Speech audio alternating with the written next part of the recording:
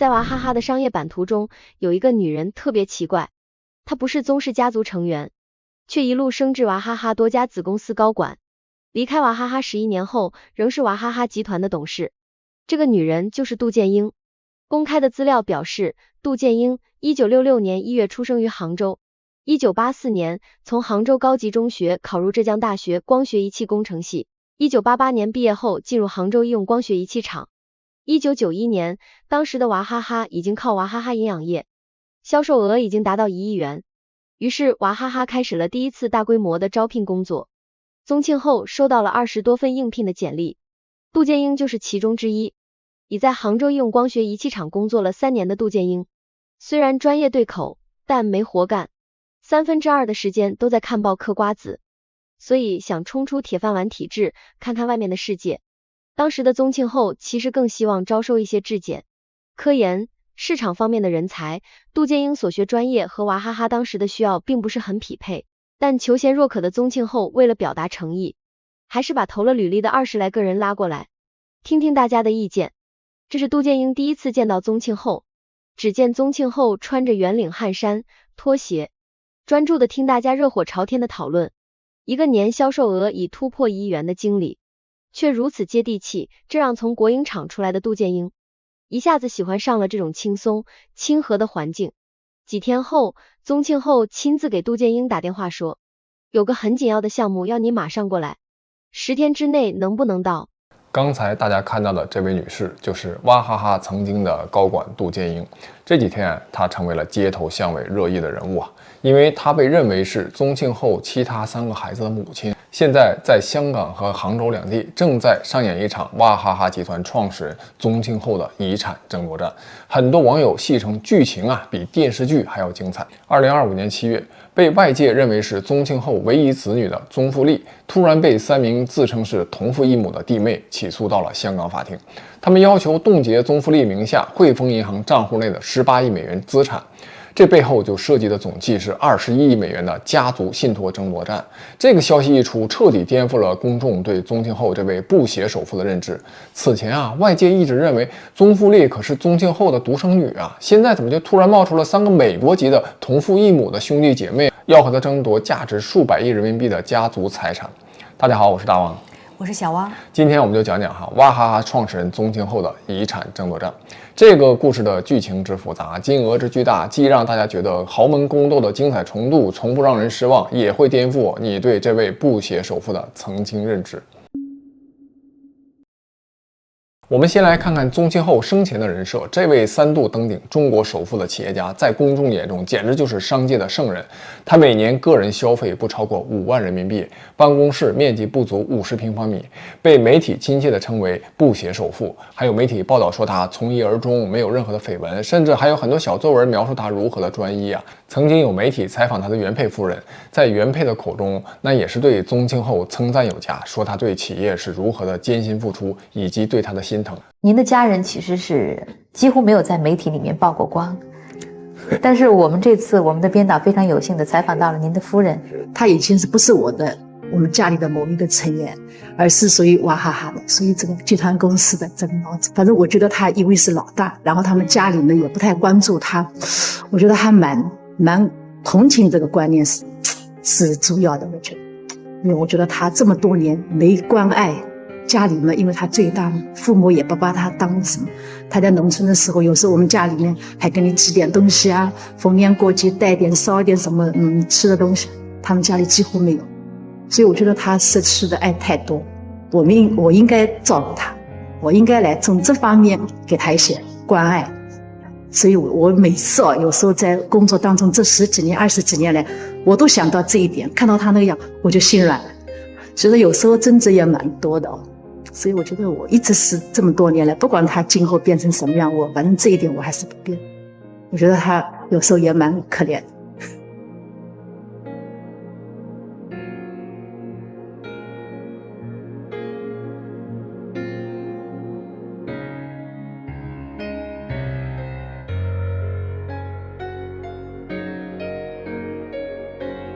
宗庆后在公众面前展现的形象就是一个勤俭持家、道德高尚的企业家形象，而且形象还不错。其实我看有网友说哈，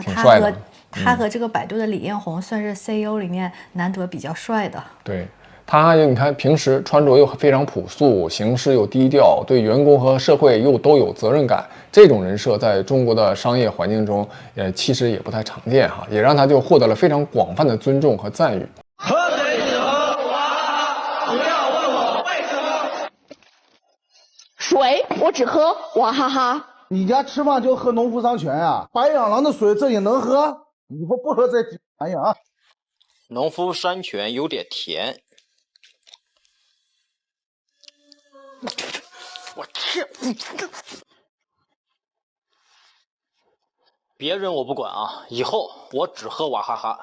那再看看宗馥莉，作为宗庆后的独生女，她的人设呀同样比较完美。海外名校毕业，年轻有为，接班娃哈哈集团顺理成章。虽然她在接班的过程中担任了多个岗位，也有人说啊干得比较一般，而且在她的主导之下，把娃哈哈曾经一度长期签约的王力宏给解聘了。说王力宏已经过气了，形象比较老气，他要有新的形象。有人评价这是一个败笔，有人评价这是一个幸运，因为王力宏和前妻李亮雷的这个离婚事件，当时引发了不少争议，王力宏的人设呀和形象也有一定的影响哈。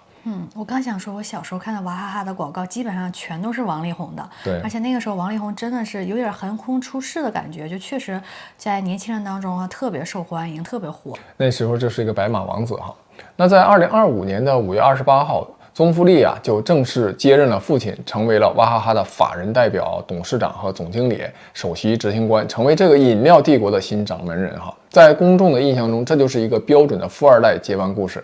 比较优秀的女儿继承父亲的事业了，然后又延续家族的荣光。当然，宗馥莉的接班过程也并非一帆风顺，在这个过程中，有一些元老就比较抵制他。现在很多人也爆出说，背后这些元老背后也有杜建英的一些支持。我觉得这确实也可能性比较大，因为杜建英毕竟在娃哈哈集团还是树大根深。对，而且他们之间又有比较严重的利益冲突哈。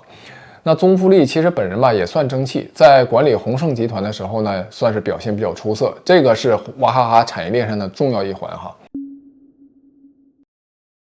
这场突如其来的遗产争夺战，彻底撕开了宗庆后精心构建的完美人设呀。根据法庭文件显示，宗庆后在上个世纪80年代末至90年代初，和一名叫杜建英的女子有过长期关系，并且育有3名子女。这位杜建英的身份相当特殊哈，她是浙江大学毕业生，1991年加入娃哈哈，比宗庆后小了21岁，曾经是娃哈哈创始期的高管。更有意思的是，1996年，杜建英还以看护人的身份陪当时14岁的宗馥莉赴美留学，然后就在洛杉矶产下了第一个儿子。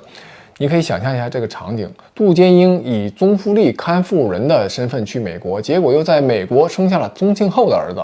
但你说宗馥莉她如果知道这个内情，作何感想？这个时间点的巧合，就让这个故事显得更加的耐人寻味。你想那你说当年就生下，那去的时候肯定是怀了嘛，没准都已经显怀了，所以就有网友分析说这个宗馥莉对于杜建英的这个恨早就已经滋生了，而且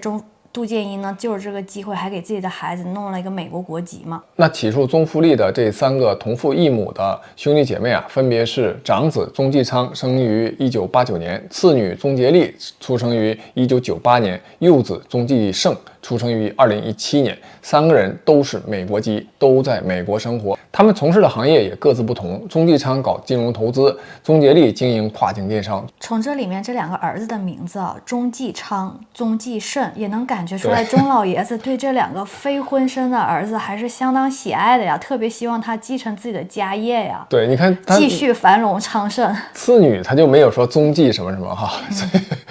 以很明显觉得继承家业的还得是儿子。值得注意的是，这段关系发生的时候，宗庆后和原配夫人施幼珍的婚姻仍在续存。不过就有消息说，宗庆后后来呢又是跟原配夫人离婚了，跟杜建英在美国登记结婚。如果这个消息属实的话，那么杜建英生的孩子就不算私生子了哈。还有一个细节很有意思，最小的儿子宗继盛出生在2017年，这个时候杜建英已经50多岁了。按照年龄算，这个孩子又可能不是杜建英生的，而是别的女人生的。据说有文件提到，这可能是别墅管家生的孩子，但这个细节还不太确定啊。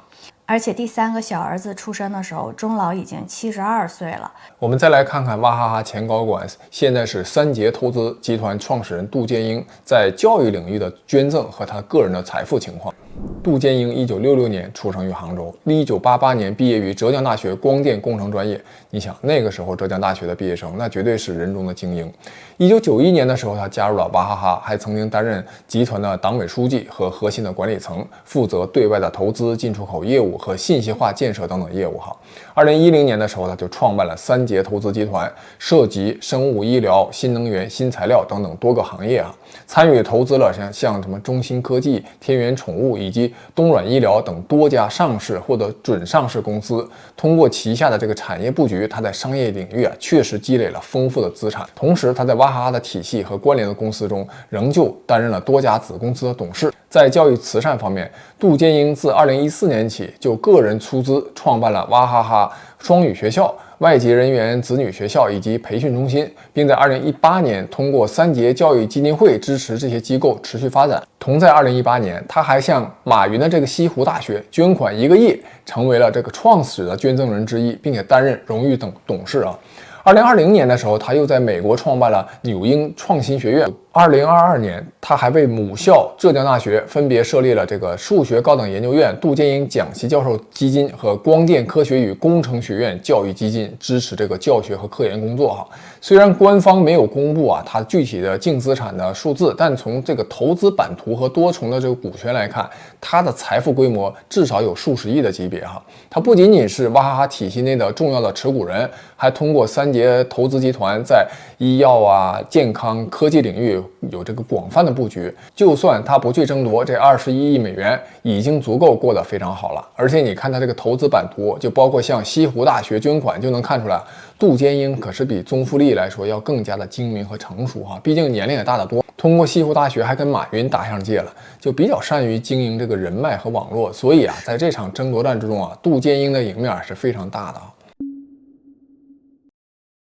这场娃哈哈家族的遗产争夺战中，最核心的争议点就是宗庆后这个遗嘱安排。双方对于宗庆后生前的真实的意图有着截然不同的解读，这也成为了这场21亿美元争夺战的关键战场。杜建英一方的主张包括口头承诺和信托的安排。根据这三名原告，就是这3个子女宗继昌、宗杰利和宗继胜和他们的这个律师的说法，宗庆后生前曾经多次口头承诺要为3个孩子分别设立7亿美元的信托基金，共计21亿美元。这个承诺据说是在多个场合做出的。首先是在家庭聚会时的承诺，在美国的家庭聚会中，宗庆后曾经当着杜建英和孩子们的面承诺会为每个孩子设立7亿美元的信托基金，确保他们未来生活无忧。从我个人角度我相信这个应该是真实情况，因为你看这个数字21正好是3的7倍，是吧？3的倍数，所以宗庆后把这21亿美元留给3个孩子的可能性是非常大的。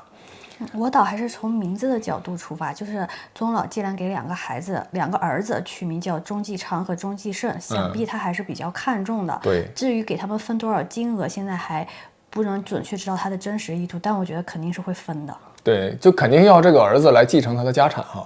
其次是在商业安排中有个暗示就宗庆后在安排这3个孩子参加这个娃哈哈相关公司的管理的时候，就曾经暗示这是为了让他们熟悉家族企业的运作，为将来的财产继承做准备。第三就是银行账户的设立，宗庆后在香港汇丰银行设立了专门的账户杜建英一方就认为这是为了兑现21亿美元信托承诺而准备的资金。但是这个账户是放在了宗馥莉名下，这个咱就不知道宗老当时是怎么考虑的了在杜建英方面，他提交的证据就主要包括宗继昌1989年的出生证明，这是杭州市上城区档案馆的一个存档件，具有很强的法律效力他们已经向法院申请要调取宗庆后在2023年在浙医医院的血液留存样本进行 DNA 的对比，试图就通过科学手段证明他们之间的血缘关系。宗继昌在娃哈哈旗下有5家公司，还担任过高管的记录，证明宗庆后生前确实在培养这些孩子参与这个家族的企业管理。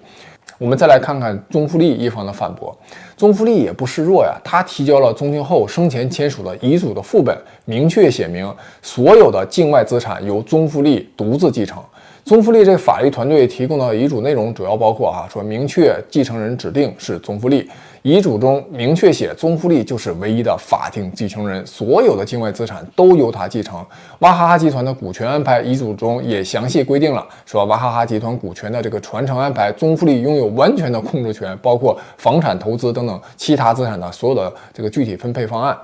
宗馥莉方面就强调说，他的继承完全符合法律程序，遗嘱呢是在宗庆后意识清醒的情况下签署的，有律师作证，完全符合法律要求。宗馥莉在接任娃哈哈集团领导权的时候，就完成了所有必要的法律手续，又援引《中华人民共和国信托法》第8条，设立信托当采取书面形式的规定，强调对方没有提供正式的这个书面信托协议。对于香港汇丰银行账户中的18亿美元，宗馥莉方面给出了完全不同的解释说这笔资金实际上是娃哈哈集团东南亚市场拓展的储备金，而不是什么信托基金。那110万美元的这个转账呢，是支付越南工厂设备尾款的一个正常的商业行为，有完整的合同和发票作为依据。这110万美元是什么意思呢？是杜建英一方提出宗馥莉他划拨了110万美元从这个账户划走，他认为这是不符合程序的。争议的关键的核心问题之一就是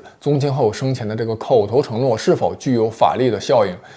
杜建英方面就认为，这口头承诺在特定情况下是具有法律约束力的。宗庆后的承诺是在多个场合又重复做出的，具有一致性。而宗馥莉方面就反驳说根据这个信托法的规定，设立信托必须采取书面的形式没有任何书面文件能够证明这21亿美元信托的存在即便这个 DNA 鉴定能够证明血缘关系，这3个孩子是否就能自动获得这个继承权呢，也存在着一些争议那支持继承权的观点就认为，根据民法典第1071条，如果血缘关系成立，继承权将得到法律的确认。反对继承权的观点就认为，正式遗嘱的效率就要高于这个血缘关系。根据原告的这个诉讼请求，除了这18亿美元的信托资产的争夺，3位原告还在杭州市中级人民法院提起了确权那个诉讼要求分割娃哈哈集团29.4%的股权。按照当前的市值计算，这部分股权的价值超过200亿人民币这个争夺战已经形成了香港和内地的双线作战格局。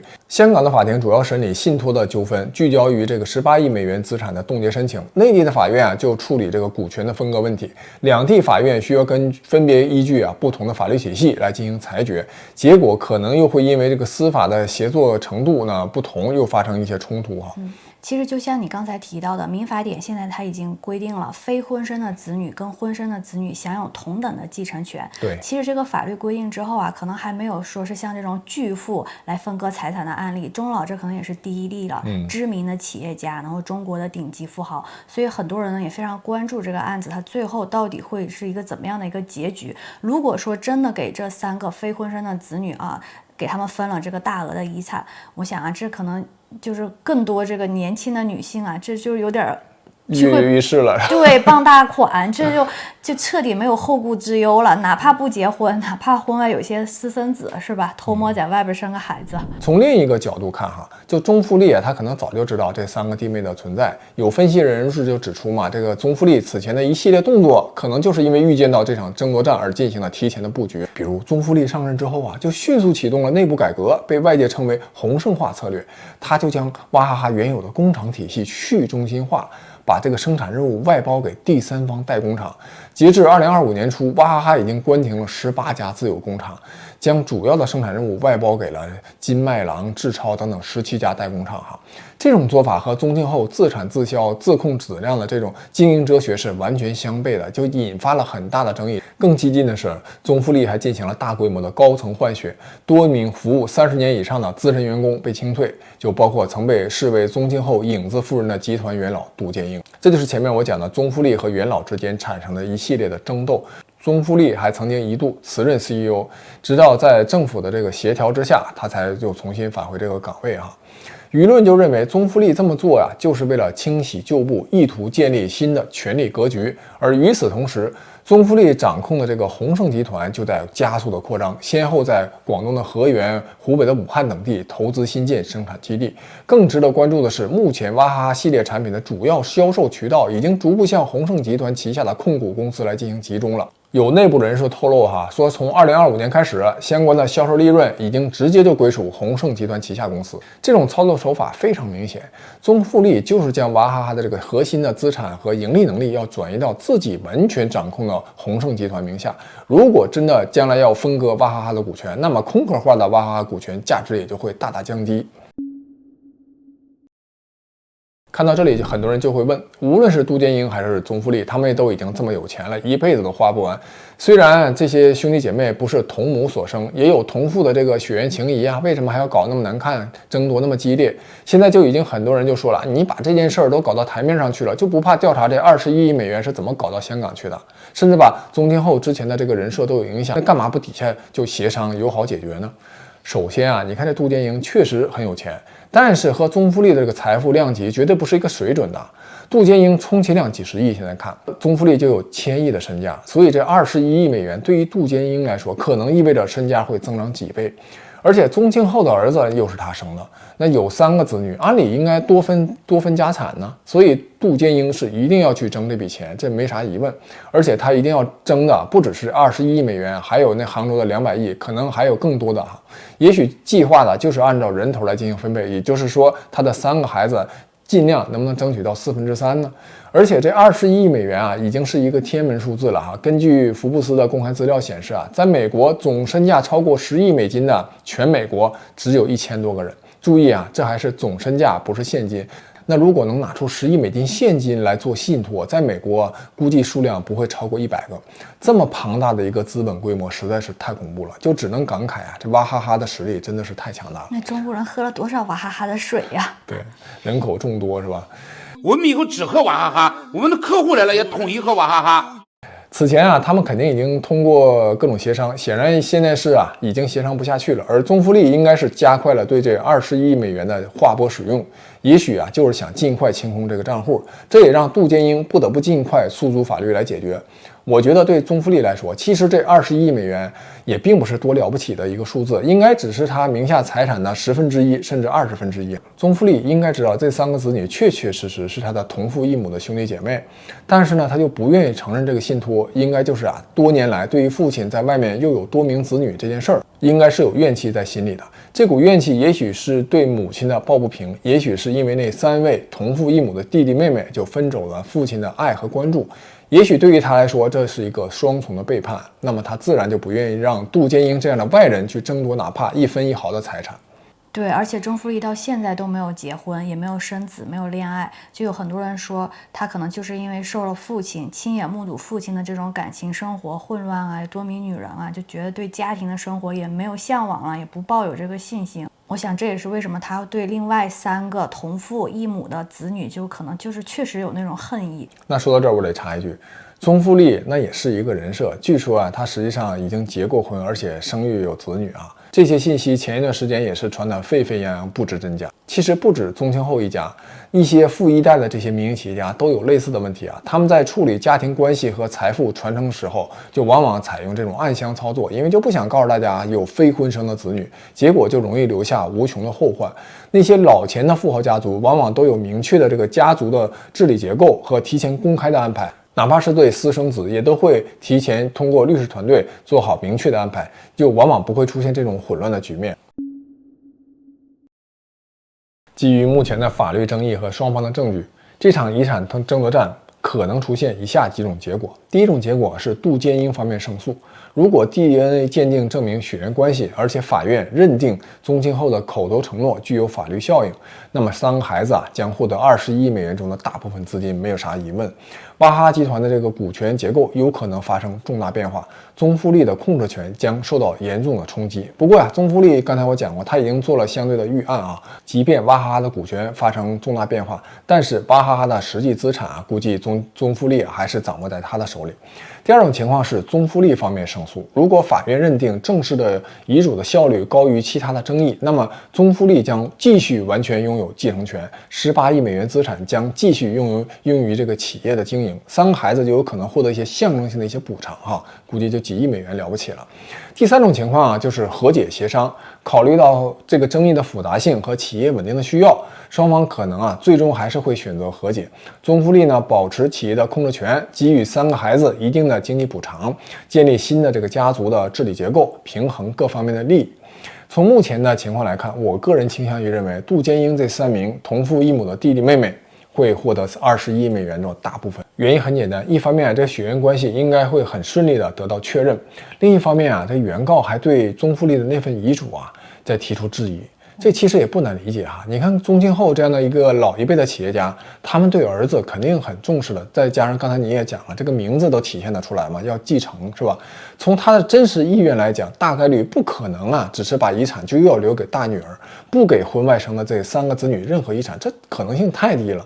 你像中国的互联网大佬们都比较年轻是吧？他们和原配呢在生育年龄所处的那个年代，大陆呢还在实施计划生育，所以他们公开的往往都只有1个子女，但实际上现在网传多位大佬都有婚外生的子女啊。这个案例肯定给这些人都提了个醒，就一定要早早对财产的这个继承和划分做出明确和尽量公开的安排，要有律师团队做保障。这个案例呢，也许还会对中国的相关法律制度啊也产生影响，对跨境的财富管理啊、家族的信托、非婚生子女的这个继承权等领域的这个法律的适用和执行，都可能因为这个案子得到进一步的完善。最后，大家在吃瓜看热闹的同时，也大可不必对宗庆后的人设变化冷嘲热讽啊。首先，这肯定是一个极其优秀的人，而他这样的一个创业家，其实也是因为他们有着更强的这种欲望和动力。包括对传宗接代啊，还有更好的生活品质和改变人生的命运的这样的欲望，所以他能够驱动他们付出比普通人更多的努力啊。创业它就是一个非常难、非常压力大的一个事儿，一般人是很难长期坚持的。他们在非常优秀的同时，又确实呢，在很多方面也和普通人没有太大区别哈。你看，只要是人，他都有那种传承基因和家业的那种刻在基因里的本能，这就是自然神写在我们基因里的密码，谁也无法抗拒。本期就讲完了，下期再见。下期再见。